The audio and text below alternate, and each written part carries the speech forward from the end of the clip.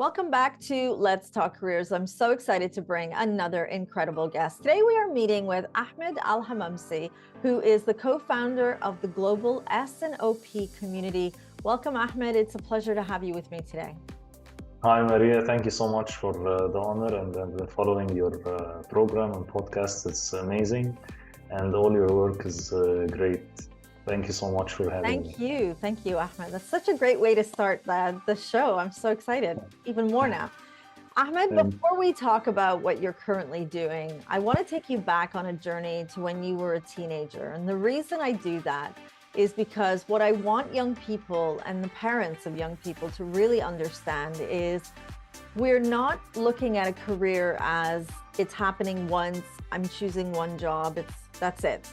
We really want young people to understand that it's a journey, and most often with a professional today anyway, it's a lifelong process with a lot of ups and downs and twists and turns. So I want to take you back to when you were making that first choice, probably just a couple of years ago, not too long ago. What was it like for you? How did you find that time in your life in terms of your emotional well-being and making those decisions? Yeah, first of all, thank you for the compliment. It's more than 20 years now, but time flies. Yeah, but it was tough.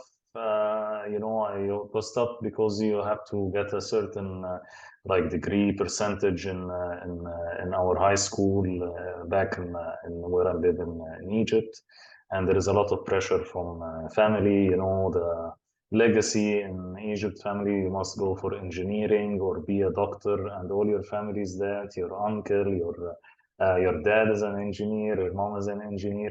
So by default, Ahmed, you have to be an engineer or a doctor, and this is like the legacy of my generation, talking about the 80s, the 90s.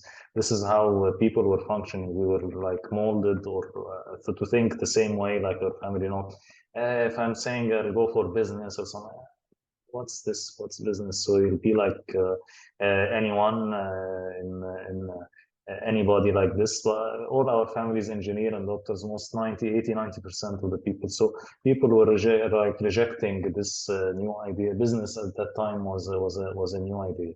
So yeah, my plan was being an engineer. Then I missed like by 1% or something.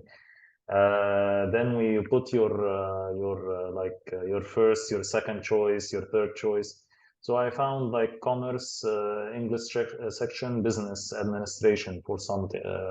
I thought, why not? And not a lot of people join. With like 400, 500 people in the all along, while in other universities like engineering and being a doctor, too many people in the in 1 year, like you have thousands. So I thought, why not? It's better opportunity. So I put it like, I think, second choice after engineering, also because of this pressure that you have to be an engineer. All that.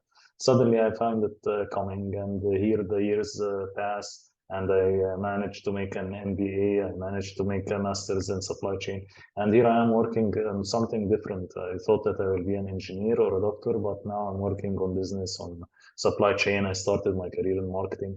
So I'm just saying that to families: don't pressure your kids. Leave them to take this decision, because it's a big decision. It's a lifetime decision. And you never know, even if you are during that time as a kid, 16, 17 year old, you are thinking, my life is ended if I did not go to being an engineer or reach that. You never know.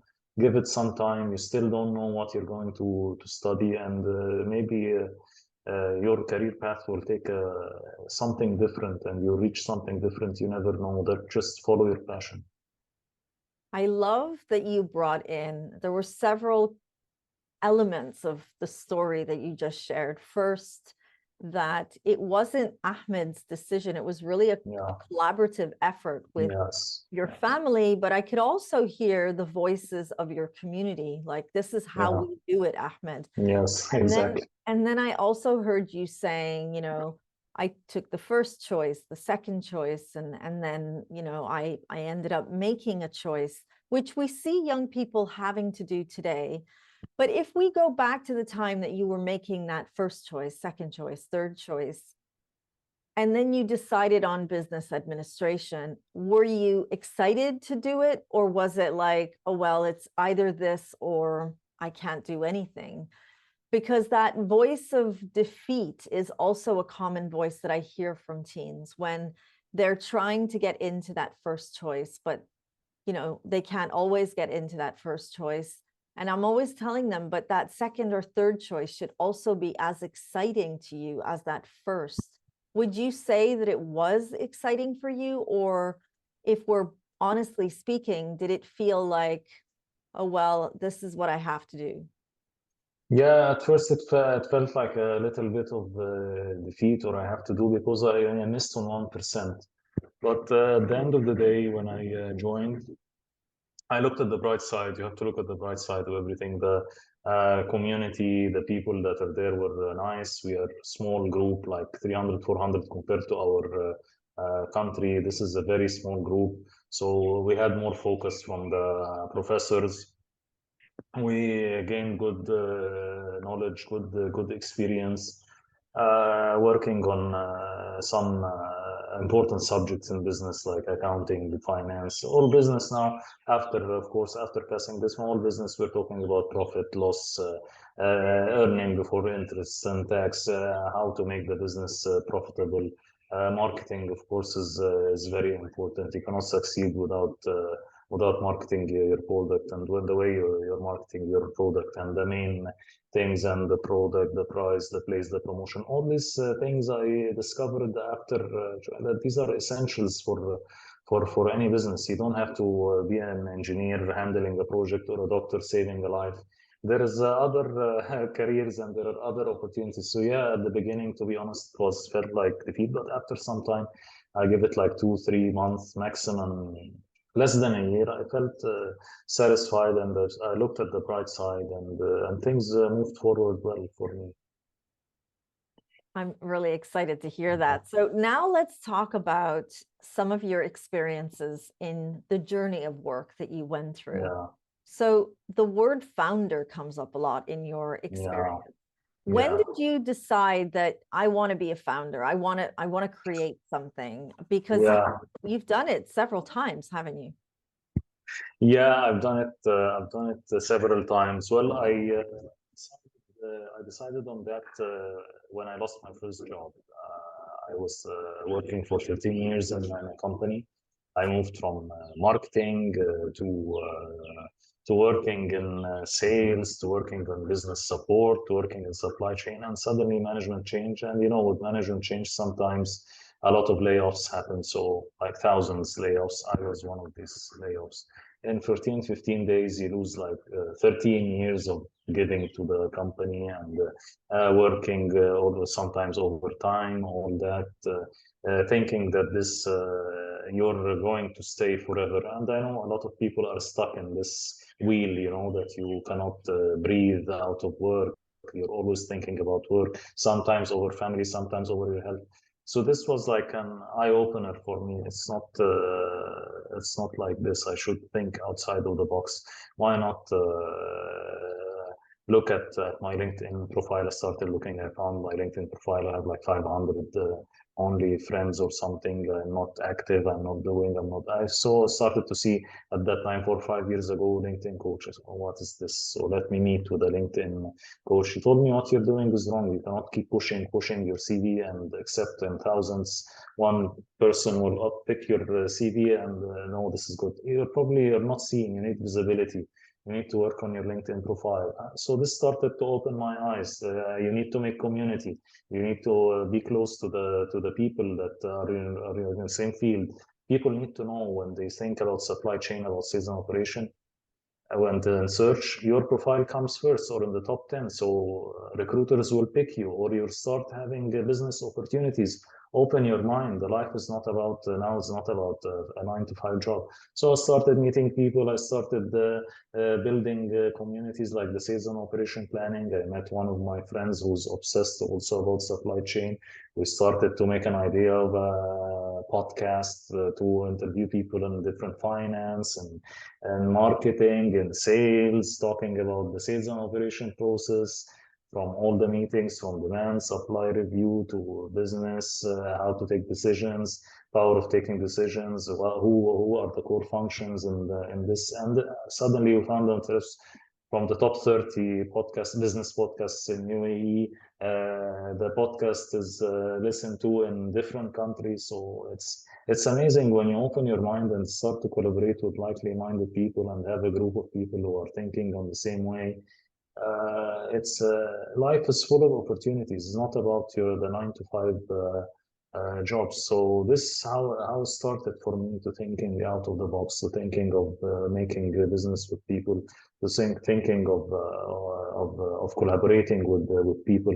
All after this wake up call, and the second wake up call was the pandemic, of course, when everyone went online and all that. So that's how it started and still going on. That's incredible. You know, what I heard from that story is the resilience and the adaptability. And those are two skills that are very much in demand as young people are growing into their careers, and very much required for a young person, or I think any person, as we're moving into that future of work. There's a lot of fear around what's going to happen to work. I mean, just this week alone, if I could count how many, what is it, chat, AI chats that people are concerned about, even counselors saying, are we going to be made redundant because of this? So there's a lot of fear, but that adaptability and that resilience, and what you described as out of the box was really finding a gap in the market, wasn't it? And saying, hey, we can fill that. There's a demand. But you also mentioned a really important topic that parents are concerned about mentioning to their children, because they're like, they're too young to think about it. And that's what happens when you lose your job, because that's the reality of work, right? And I feel like we don't talk about those topics with young people. It's almost like they don't need to hear it. But then if we go to your experience 5 years ago and losing your job, did anyone prepare you for what life would be like? And how did you feel going, oh no, like my ground is kind of unsettled, you know, and I no one told me what to do. How was that experience for you? And what do you think parents should really think about if they want to prepare their children for the future of work? Yeah, that's a great question. I agree with you. It took me like a year to understand what's happening. It was like 13 years in one job. It's a life, you know. It was a major part of my life. Suddenly you lose it in 2 weeks, and you find yourself looking for another job, or don't know what to do, how to support the family, what are you going to do for some time? You need, of course, my family supported me for some time and all that, but still you're not prepared. Like you said, you're not prepared emotionally, you're not prepared, your mind is not prepared. Nobody told you that this could happen. Be prepared. All the messages was just do your job, make sure that you attend on time, make sure that you do your job, satisfy your manager. And this is job security. Job security is a myth. There's nothing called job security. Any turbulence in the economy, recession, anything happens, like the war that we faced, like COVID, anyone can lose their job. So we better prepare the next generation for that. Our generation, I'm talking about myself and most of my generation, they're not prepared. They were not prepared for that. So when they face that, if you don't have resilience, if you don't change your mindset, if you keep looking the same way, doing the same way, you'll get the same result, looking for a job the same way like the old people used to look. Don't update your CV, don't tweak your CV to get the job.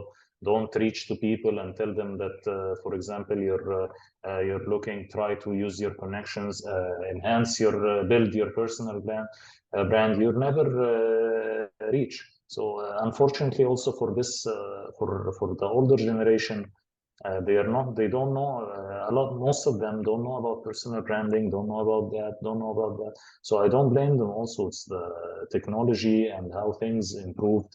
It's totally different than what they use now. Anything you can get through Google, anything you can learn through YouTube and different educational platforms. So life has changed. We have to adapt with that, and we have, as you said, to look and get an opportunity. Is that the market is open even in the worst situation. in COVID, and there is an opportunity every time there is an opportunity. If you find the niche, do something,